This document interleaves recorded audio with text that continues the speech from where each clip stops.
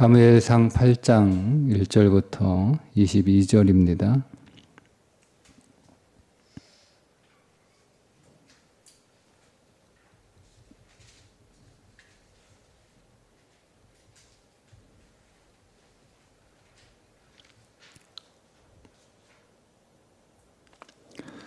사무엘이 늙음에 그의 아들들을 이스라엘 사사로 삼으니 장자의 이름은 조엘이요 차자의 이름은 아비야라.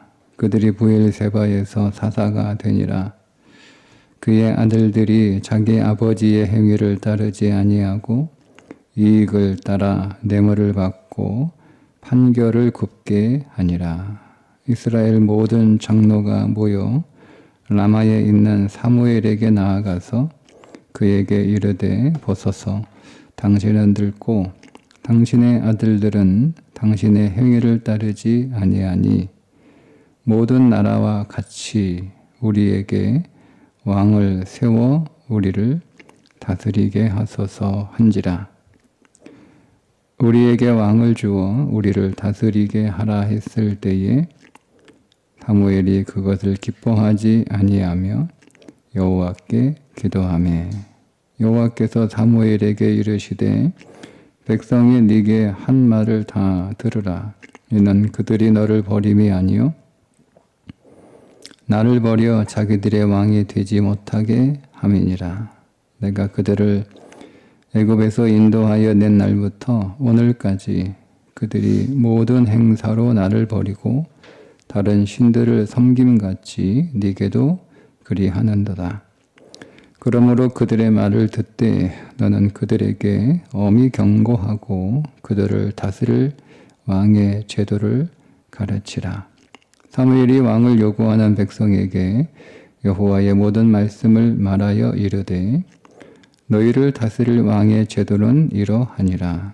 그가 너희 아들들을 데려다가 그의 병거와 말을 어거하게 하리니 그들이 그 병거 앞에서 달릴 것이며 그가 또 너희의 아들들을 천부장과 50부장을 삼을 것이며 자기 밭을 갈게 하고 자기 추수를 하게 할 것이며 자기 무기와 병거의 장비도 만들게 할 것이며 그가 또 너희의 딸들을 데려다가 향료 만드는 자와 요리하는 자와 떡 굽는 자로 삼을 것이며 그가 또 너희의 밭과 포도원과 감람원에서 제일 좋은 것을 가져다가 자기의 신하들에게 줄 것이며 그가 또 너희의 곡식과 포도원 소산의 11조를 거두어 자기의 관리와 신하에게 줄 것이며 그가 또 너희의 노비와 가장 아름다운 소년과 나귀들을 끌어다가 자기 일을 시킬 것이며 너희의 양떼의 10분의 1을 거두어 가리니 너희가 그의 종이 될 것이라.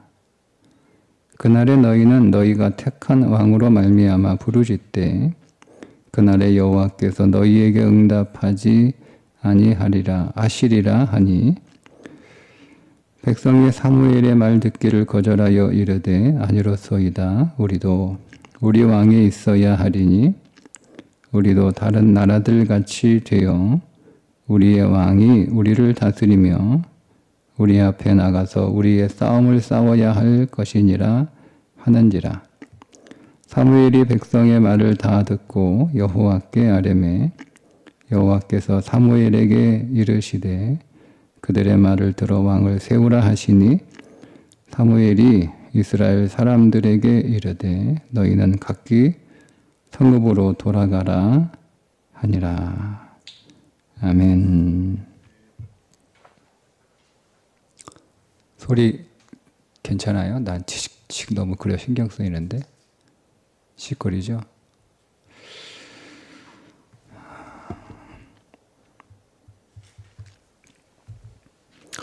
어, 8장은 관습적인 신앙이 우리에게 어떤 결과를 가져오느냐에 관한 말씀입니다. 관습적인 신앙이라는 게 뭐죠?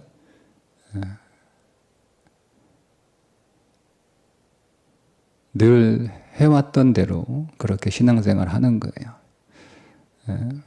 우리가 지금까지 봤던 것처럼 신앙은 계속 이렇게 전진하는 거거든요. 계속 나아가는 거예요. 근데 그렇게 나아가지 않고 한 곳에 이렇게 머물러 있으면 관습적인 신앙이 될 수밖에 없는 거죠. 그게 늙었다라고 하는 오늘 단어의 의미입니다.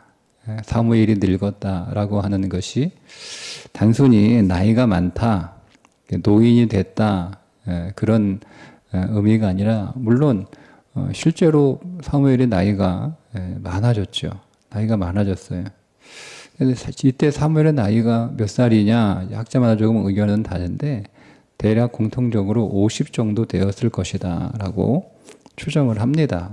나이가 많은 건 아니잖아요. 뭐 그 당시의 나이가 어땠는지는 뭐 지금과는 조금 다르겠지만 그래도 나이가 많은 것에 속하는 것은 아닌 것 같아요. 그런데 사무엘이 늙었다 이렇게 이야기를 하고 있습니다. 어쨌든 우리는 단순히 숫자로서의 나이가 늙었다라고 하는 것이 아니라 신앙이 늙었다는 거예요. 늙은 것에 여러분 일반적으로 나타나는 특징이 뭐냐면 뭔가 새로운 걸 하려고 안 하죠. 늘 하던 대로 그러니까 뭔가 새로운 걸 이렇게 힘들어 합니다. 그러니까 늘 관성대로 삶의 관성대로 살아가는 거예요. 지금까지 살아봤던 관성대로 그냥 계속 그렇게 살아가려고 하는 것이 늙은 것의 특징이잖아요. 힘도 없고. 그러니까 단순히 나이의 숫자가 많아졌다라고 하는 뜻이 아니고 몸에 힘이 없는 것처럼 몸에 힘이 없어서 뭔가 새로운 것을 도전하고 시도하고 자기를 계속 개혁하고 좀 더 이렇게 전진하고자 하는 그런 것이 없어질 때 우리 안에 어떤 신앙의 결과가 나타나느냐를 보여주는 것이 8장의 사건들입니다. 그래서 일단은 이 사무엘의 두 아들 엘리와 아비야가 뇌물을 받고 판결을 굽게 했다는 말씀이 이어서 나옵니다.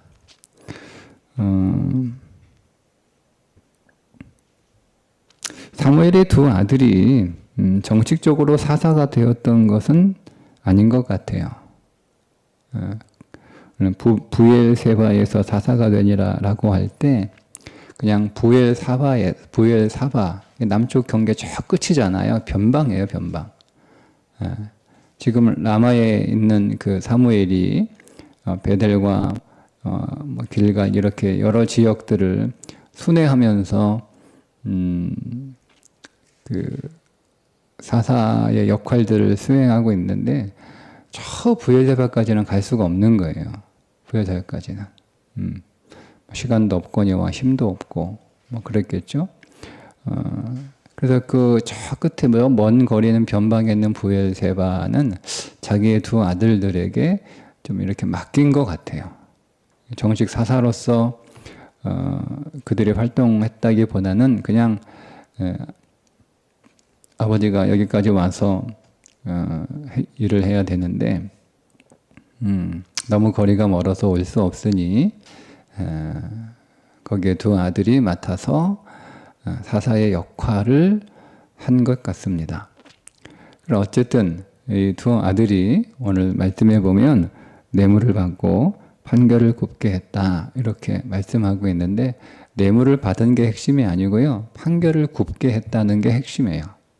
그러니까 여러분 우리가 관습에 젖게 되면 판결이 굳어지는 거예요. 그러니까 보는 시각이 보이는 것으로만 판단하는 거죠. 이게 판결을 굽게 했다는 거예요.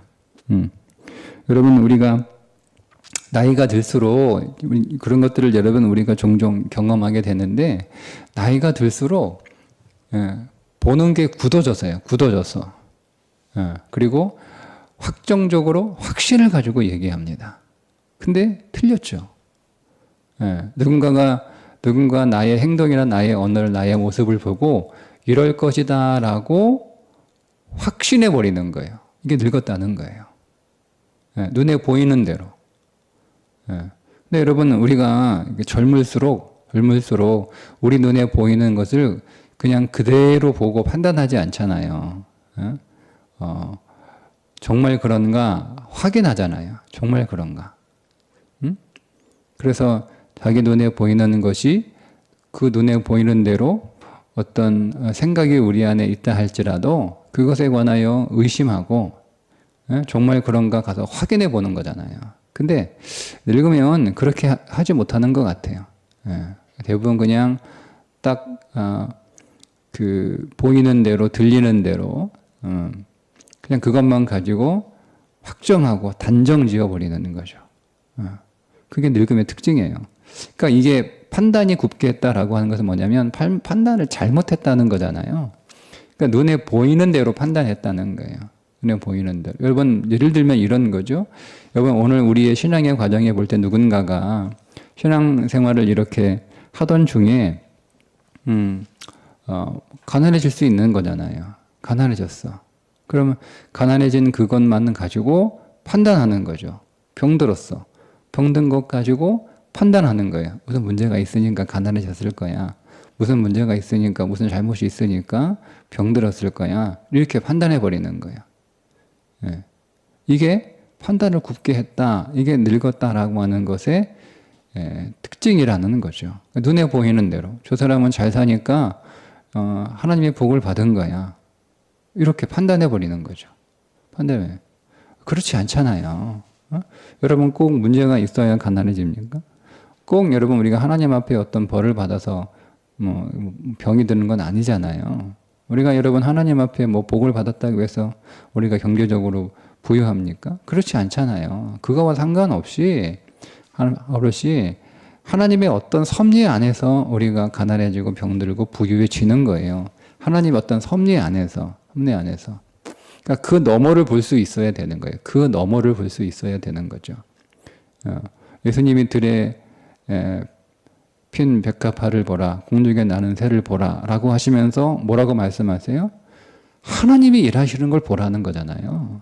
그것만 보라는 게 아니라 들에 핀 백합화만을 보는 게 아니라 그 뒤에서 일하시고 역사하시고 그것을 입히시고 먹이시는 하나님을 보라는 거예요. 그게 우리의 신앙이라는 거죠. 그러니까 오늘 우리의 눈에 보여지는 것들 뒤에서 하나님이 어떻게 일하시나, 왜 일하시나, 무엇을 향하여 일하시나, 여러분 이거를 볼 수 있는 게 젊음이에요. 신앙의 젊음이에요. 우리는 그리스도 안에서 항상 젊은 자들이어야 되는데 그렇지 않다는 거죠. 그게 뭐냐? 신앙이 관습적으로 굳어 있는 거예요. 그냥 그 자리에 멈춰서서 계속 진보하고 전진하고 계속 자기를 개혁하고 계속 자기를 성장시켜야 되는데 그런 일들이 멈추게 될 때 그는 그때부터 늙어가는 것이고 그는 그 늙어감을 통해서 그의 신앙은 관습적이 되고 그렇게 되면 이제 모든 판단을 굽게 하는 판단을 잘못하는 일들이 일어나게 되는 거죠. 그것이 사무엘이 늙었다라고 하는 말의 의미예요. 여러분 이게 사무엘만 그러냐? 장로들이 사무엘을 찾아오잖아요. 모든 장로들이, 모든 지역의 장로들이. 근데 여러분 이 장로라고 하는 단어와 사무엘이 늙었다라는 단어가 같은 단어예요. 똑같은 단어예요. 똑같은 단어. 그러니까 그들이 장로의 역할을 하는 각 지파에서 장로의 역할을 하는 나이든 어른인 것은 맞아요. 그런데 사무엘 8장에서 늙음이라고 하는 단어를 가지고 보게 되면 그 장로들도 늙은 거예요. 그러니까 늙은 자들이 늙은 사무엘에게 찾아와서 뭐라고 얘기하냐면 우리에게 다른 나라들과 같이 왕을 세워달라라고 하는 거죠. 우리도 전쟁에 이길 수 있도록 우리에게 왕을 달라는 거예요. 20절에 보면 우리도 다른 나라들 같이 되어 우리의 왕이 우리를 다스리며 우리 앞에 나가 우리의 싸움을 싸워야 할 것이니이다 하는지라. 이게 왜 문제냐면 지금까지 하나님이 싸우셨음에도 불구하고 자기들이 싸웠다라고 생각을 한 거죠. 예. 미스바에서 블레셋과 싸워 큰 승리를 거두게 된 게 이스라엘이 한 그 승리가 이스라엘의 승리가 아니고 하나님이 우레를 발하여서 블레셋 사람들을 다 이기게 하셨다라고 말씀하고 있잖아요. 근데 이 우레소리가 이스라엘 백성들에게는 우레소리로 들리지 않았겠죠. 이스라엘 백성들이 우레소리로 들렸으면 그들도 다 도망갔을 거 아니에요. 블레셋 사람들에게만 우레소리도 들린 거예요. 하나님의 임재가. 자기들에게는 다른 소리도 들렸겠죠. 똑같은 소리인데 여러분, 하나님이 오늘 우리 가운데 임재하셨을 때 모든 사람들이, 어떤 사람들은 그 하나님의 임재를 기뻐하는 사람들이 있는가 하면 어떤 사람은 그 하나님의 임재를 두려워 벌벌 떠는 사람들이 있는 것처럼 동일하지 않습니다. 그러니까 이 하나님의 우레소리가 이스라엘 백성들에게는 찬송소리나 다른 것들로 들렸을 것이고 블레셋 사람들에게는 정말 우레소리로 들린 거예요. 하나님의 큰 두려움이 그들 가운데 임하여서 마치 벼락이 치고 천둥이 치고 하늘이 무너지고 땅이 갈라지는 듯한 그런 엄청난 공포가 그들 가운데 임해서 그들이 다 도망간 거 아니에요. 결국 하나님이 이기신 건데 자기들이 블레셋을 칼로 쳐서 이긴 것으로 보이니까 우리가 이겼다라고 생각하는 거예요. 똑같이 늙었죠. 판단을 잘못하는 거잖아요. 자기들이 하는 그 승리 뒤에 하나님의 역사와 하나님의 일하심을 보지 못하고 그냥 자기들이 이겼다라는 거예요. 자기들이. 그러니까 우리도 계속 이런 승리하는 삶을 위해서 우리에게도 왕이 있어야겠다라는 겁니다. 예. 그러니까 이들도 늙은 거예요. 판단을 잘못하는 거예요. 이게 관습적인 신앙이 우리에게 가져다 주는 특징들이죠. 예. 보이는 대로 판단하는 거예요. 들리는 대로 판단하는 거예요. 그 뒤에서 일하시는 하나님의 역사에 대하여 우리가 기도하고 생각하고 그 하나님의 일하심들을 말씀 안에서 우리가 듣고자 하는, 그 하나님의 일하심에 오늘 우리를 맞추어 나가려고 하는 그런 삶이 우리 가운데 필요합니다. 그러니까 우리가 그러기 전에 계속 말씀으로 오늘 우리 자신을 계속 갱신하는 그런 신앙의 노력들이, 그게 신앙의 전진이에요. 그런 전진들이 있어야 된다라고 하는 거죠. 여러분, 이들의 그 장로들의 문제가 뭐냐면 몇 가지 문제가 있는데요. 첫째는 다른 나라들 같이라고 말하는 거예요. 다른 나라들 같이. 이게 무슨 뜻이죠? 다른 나라들 같이. 다른 나라들과 같아지겠다는 거잖아요. 그들은 미스바에 올라가 있는 사람들이잖아요. 높은 곳을 지향하고 높은 곳에 있는 사람들이고, 그러니까 세상과는 다른 높은 비전과 높은 가치와 높은 어떤 그 생각들을 가지고 살아가는 사람들이, 우리가 가야 할 곳은 미스바 아닙니까? 올라가서 세상을 내려다봐야 되는 거예요. 그러니까 우리는 세상과 같을 수가 없어요. 근데 다른 나라들 같이라고 얘기하잖아요. 다른 나라들 같이. 그러니까 낮아지겠다는 거예요. 하락하는 문제가 생긴 겁니다. 하나님은 결코 이스라엘 백성들을 다른 나라처럼, 다른 나라 같이 만들고자 하셨던 분이 아니잖아요. 거룩이잖아요. 달라야 된다. 내가 거룩하니 너희도 거룩해라. 나는 다른 신들과는, 나는 저 이방신들과는 다르니 너희도 그 이방신을 믿는 이방인들과는 달라야 된다는 거예요. 달라야 된다. 근데 이 장로들의 생각은 뭐냐면 다른 나라들처럼 우리에게 왕을 세우소서라고 하는 것이 두 번째 잘못인데요. 그러니까 여러분, 이게 우리에게 왕을 세우소서라고 하는 이 단어는 원문에 보면 우리가 왕을 하겠다는 뜻입니다. 우리가 왕을 하겠습니다. 우리가 왕을 하겠습니다. 그러니까 하나님은 오늘 우리를 블레셋에서 건져주는 것, 그런 구원만 하시면 되고, 그 뒤에 오늘 우리의 모든 삶은 우리가 판단하겠다는 거예요.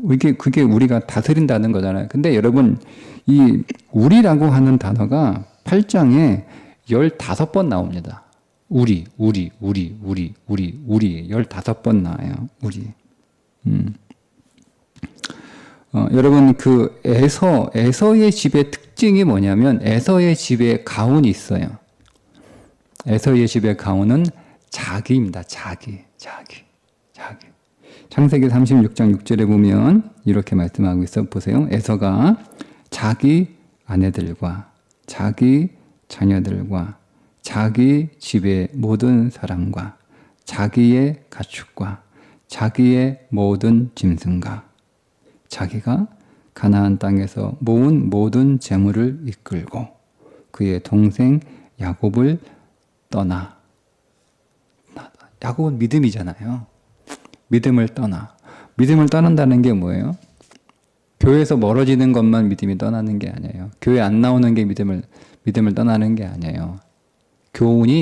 우리 집의 가훈이 자기가 되면, 내 인생의 철학이 자기가 되면 자기 집, 자기 식구, 자기 소유, 자기 양, 자기 가축, 자기 짐승, 내가 한 거, 내가 이룬 거, 내가 얻은 거, 이렇게 자기. 그게 야곱을 멀리 떠나는 거예요. 하나님을 떠나는 거예요. 예. 근데 이 자기가 사무엘상 8장에서는 우리예요, 우리. 똑같은 말이죠. 자기나 우리나. 그러니까 여러분은 오늘 우리의 공동체가 하나님을 향해야 되는데 우리를 향하는 거예요. 하나님의 뜻, 하나님의 인도하심, 하나님의 목적, 하나님의 비전, 하나님의 하나님의 섭리하심. 이것이 늘 하나님이 판단하시고 하나님께 맞추고 하나님께 물어보고 이거 해야 되는데 이들의 잘못은 뭐냐면 하나님은 그냥 구원만 하셨으면 됐고 그 뒤에 모든 일의 판단은 내가 하겠다는 거예요. 우리가 하겠다는 거예요. 우리가 왕노릇 하겠다는 거예요. 우리가 나를 다스리겠다는 겁니다. 하나님이 구원하신 것으로 됐고 모든 판단은 우리가 하겠다. 그게 왕을 세워달라라고 하는 요구였어요. 이게 문제였다라고 하는 거죠. 그래서 사무엘이 하나님 앞에 나와 기도합니다. 그러니까 하나님의 사무엘에게 뭐라고 말씀하시는가 하면 이렇게 말씀하죠. 자, 9절에 그러므로 그들의 말을 듣되 너는 그들에게 엄히 경고하고 그들을 다스릴 왕의 제도를 어떻게 하라고요? 가르치라고요. 그러면서 이제 그 뒤에 10절부터 왕의 제도가 무엇인지를 쭉 하나님께서 사무엘에게 말씀하십니다. 자, 이거는 두 가지의 의미가 있는데 세상의 왕정 체제는 이러해야 된다라고 하는 것입니다. 여기에 말씀하고 있는 왕의 제도는 하나님께서 그 그러니까 여러분 부정적으로 볼 게 아니고 하나님이 왕정 체제를 부정하고 나쁘게 본 게 아니고요. 백성들을 그 왕정 체제를 세워서 통치할 백성들이 문제가 있는 거지 왕정 체제 자체는 문제가 없어요.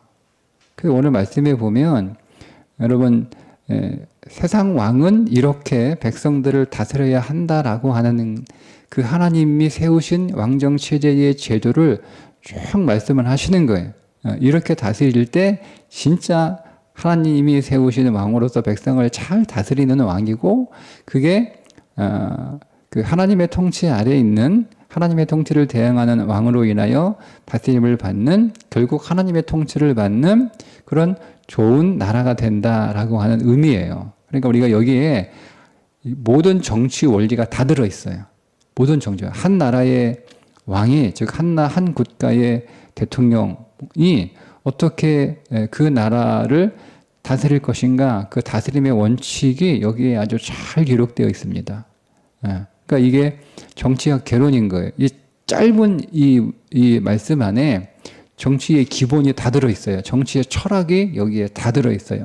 왕은 국방을 튼튼히 해야 되고 왕은 문화를 융성해야 되고 왕은 신하들에게 봉급을 잘 줘야 되고 뭐 이런 것들, 백성들을 잘 먹여야 되고 그 땅을 기름지게 해야 되고 이게 다 들어있어요. 여기 안에 다 들어있어요.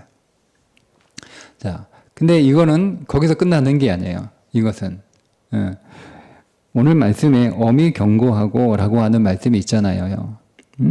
엄히 경고하고 그들을 다스릴 왕의 제도를 가르치라. 자, 왕의 제도가 이러한데 이 제도를 잘 가르쳐야 돼. 왕은 이러해야 한다라고 하는 것은 왕은 이렇게 백성들을 다스려야 한다는 것을 잘 가르쳐. 그렇게 하지 않으면 안 돼라고 경고하시는 거예요. 왕의 제도가 어떤 건지 아니? 왕의 제도는 이런 거야. 왕은 이렇게 세워지면 백성들을 이렇게 잘 국방을 튼튼히 하고 백성들의 이 먹는 문제, 사는 문제를 고민하지 않도록 잘 해야 되고 신하들을 잘 이렇게 해줘야 되고 문화도 융성해야 되고 뭐 이게 쭉 이렇게 말씀을 하세요. 근데 경고하라. 그렇게 사실 할 수 없다는 거예요. 사람은. 그래서 이 말씀의 또 다른 사실 본질의 의미는 한 왕이 우리에게 오시면 그 왕이 우리를 다스리게 이렇게 다스리시겠다라고 하는 겁니다. 그러니까 우리는 하나님이 세우신 이 좋은 왕정 체제, 왕의 제도라고 하는 것을 우리가 그대로 잘 우리가 할 수 있는 능력이 우리 가운데 없다는 거예요. 그래서 그 일들을 통해서 우리에게 한 왕, 참 왕이신 누군가, 그게 예수 그리스도죠. 만왕의 왕이신 예수 그리스도가 오늘 우리를 통치하실 때 이런 일들이 벌어지게 된다라는 것을 말씀해 주고 있는 장입니다. 그래서 사울과 다윗이 등장하는 거예요.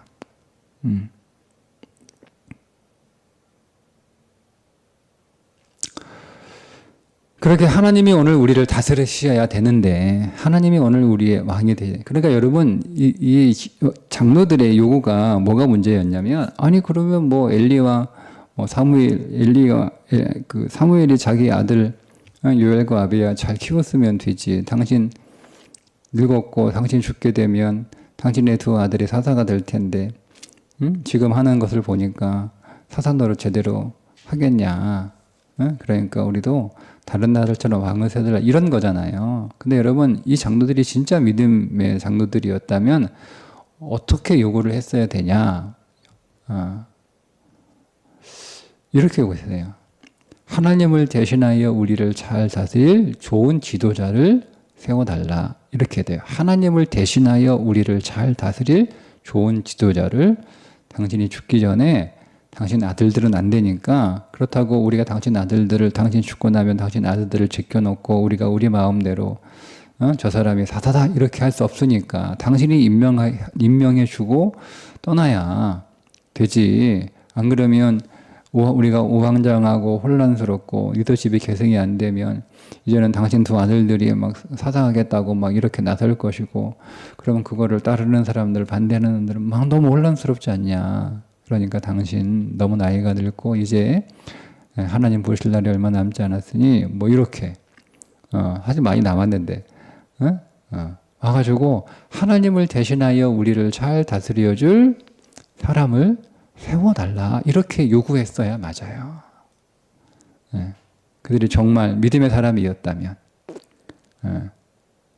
물론 더 본질적으로 나가면 그렇게 뭐 요구하면 더 요구할 수 있겠죠. 다른 요구를 할 수 있겠지만 정말 그들이 야 우리가 다른 나라들처럼 왕을 세워서 왕이 다스리는 나라가 되어야겠니?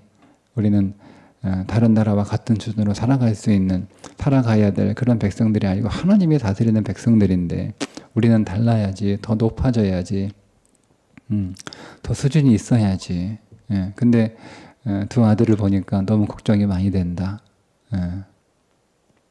그렇다면 사무엘의 아들이 아니라 사무엘이 다른 사람을 지명해서 우리들의 사사로 하나님을 대신하여 통치할 사람으로 오늘 우리를 다스릴 수 있도록 그렇게 임명해 달라고 얘기해보자. 이렇게 적어도에 적어도 이렇게 나왔어야 되는 거예요. 그러니까 이 장로들도 사무엘과 똑같이 늙은 거예요. 굳어진 거죠.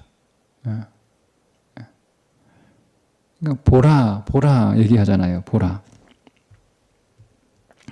5절에 보면 그에게 이르세 보소서. 근데 뭘 봐야 되는 거예요? 우리가 바라봐야 될 건 여러분 그리스도밖에 없어요. 근데 보소서. 당신은 늙고 늙은 자신을 보라는 거예요. 당신의 아들들은 당신의 행위를 따르지 않으니 당신 아들들을 보라는 거예요. 그러니까 우리는 여러분 우리 현실을 보는 자들이 아니에요. 우리 눈에 보이는 것들로 모든 것들을 단정지어 판단하는 자들이 아니에요. 사무엘의 늙음 뒤에 일하시는 하나님, 두 아들의 판단을 굳게 하는 그 행위 뒤에 일하시는 하나님, 하나님이 왜 그렇게 일하실까? 하나님이 무엇 때문에 일하실까? 그걸 우리가 볼 수 있어야 되는 거예요. 그럼 와서 우리로 보게 하라. 하나님의 일하심을 보게 하라. 우리가 어떻게 해야 될지 하나님께 당신이 묻고 우리에게 말씀해 달라. 이렇게 여러분 요구했어야 되는 거죠. 그러니까 인생이 굳어지니까 더 이상 자신들을 갱신하려고 하지 않고 더 이상 믿음의 눈으로 그들의 삶을 보려고 하지 않으니 이런 요구를 하게 될 수밖에 없었다는 것. 따라서 오늘 우리에게 적용하면 여러분 신앙은 계속 자기 자신을 쇄신하는 거예요. 쇄신하는 거예요. 그리스도 안에서 여러분 늙음은 없습니다. 그리스도 안에서 늙음은 없습니다. 그리스도 안, 육신의 늙음은 있죠. 근데 육신은 늙어갈 수밖에 없는 거잖아요. 육신은 나이 들면 여러분 심 빠지고 늙어가는 거 당연한 거 아니에요? 주름 생기고 허리 굽고 당연한 거 아니에요? 그런 늙음이 없다는 뜻이 아니고요. 믿음의 늙음은 없는 거예요. 그러니까 우리는 우리의 육신이 늙어가면서 우리의 생각도 늙어가고 우리의 마음도 늙어가고 다 늙어가는 거예요. 그러니까 결국 우리의 믿음도 늙어가는 거예요. 그리스도 안에서 늙음은 없어요. 항상 우리 자신을 쇄신하고 정진하고 진보하고 성장하고 더 높아가고 어디까지 그리스도의 장성한 분량에 이르기까지 계속 그렇게 오늘 우리의 삶은 앞으로 나아가야 되는 겁니다. 그게 그리스도의 삶입니다. 그렇게 해서 어떻게 해야 되는 거예요? 머물러 있으면 안 돼요. 신앙의 한 곳에. 계속 오늘 우리는 예루살렘을 향해서 계속 전진해 가까이 나아가야 되는 거예요. 그러기 위해서는 그게 머물러 있지 않고 또 나간다는 게 뭐예요? 계속 자기를 쇄신하는 거예요. 계속 자기를 쇄신하는 거예요. 시대를 보고 세상은 다같이 변해가고 있는데 여러분 교회는 그전이 그대로라면 교회가 세상을 담을 수 있습니까?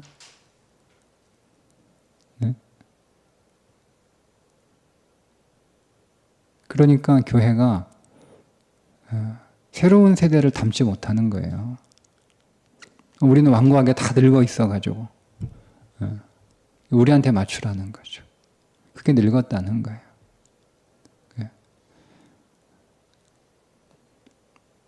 세상이 변하고 세대가 변하고 그리고 우리는 그 변하는 세상에 오늘 우리의 생각이나 세상을 따라가라는 게 아니에요. 따라가라는 게 아니에요. 그들의 변화에 오늘 우리의 생각도 오늘 우리의 삶도 늘 쇄신해서 그 세상을 따라가는 게 아니라 그 세상을 담을 수 있는 교회, 세대를 따라가는 게 아니라 그 세대를 포용할 수 있는 성도. 이게 그리스도 안에서 젊음이에요. 그렇게 할 수 있어요. 그렇게 해야 될 뿐만 아니라 그렇게 할 수 있어요. 우리는 굳어있죠. 늘 하던 거 똑같이 하고 똑같이 하고. 하던 거 똑같이는 하던 거 똑같이가 될 수 없어요. 작년에 했던 거 올해 똑같이 한다고요? 똑같이 하면 작년보다 오래 못합니다. 더 잘해야지, 더 변화를 줘야지, 더 다르게 해야지, 더 낫게 해야지. 여러분 이렇게 해야 조금 달라지는 거예요. 작년처럼 하면 되지. 작년에 잘했으니까. 그러면 올해 작년만 못해요. 그게 오늘 우리의 삶이에요. 여러분 하나님의 경영이 세상의 경영만 못하면 되겠어요? 세상도 똑같이 하면 무너져요. 거대 기업도 순식간에 무너져요.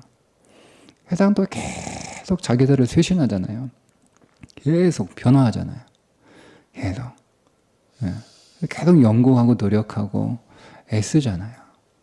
세상 경영도 그러한데 하나님이 경영하시는 오늘 우리의 인생과 교회가 그 세상만 못하면 되겠는가 하는 거죠. 그렇게 오늘 우리 자신을 어떻게 쇄신하며 경신해 나갈 것인가를 하나님이 오늘 우리를 일하실 것을 기대하면서 하나님이 우리에게 안에서 일하실 것을 기대하면서 오늘 우리 자신을 계속 쇄신하여 더 전진하는 믿음의 삶이 오늘 우리 가운데 일어날 수 있기를 주님의 이름으로 축복합니다. 기도하겠습니다. 하나님, 그리스도 안에서 늙음은 없음을 알고 우리가 우리 자신이 늘 그리스도 안에서 생생한 젊은 자로 하나님 살아갈 수 있도록 오늘 하루가 다르게 변하는 세상을 오늘 우리가 담을 수 있도록 우리와 전혀 다른 세계를 살아가고 있는 우리의 다음 세대를 우리가 포용할 수 있도록 오늘 우리의 마음과 생각을 넓히고 확장시키고 우리가 늙었으나 굳어지지 않고 유연한 자로 더 유연한 자로 그리스도 안에서 늘 생기 있는 젊음을 사랑하는 자들로 오늘 우리를 인도하여 주옵소서. 예수님의 이름으로 기도합니다. 아멘.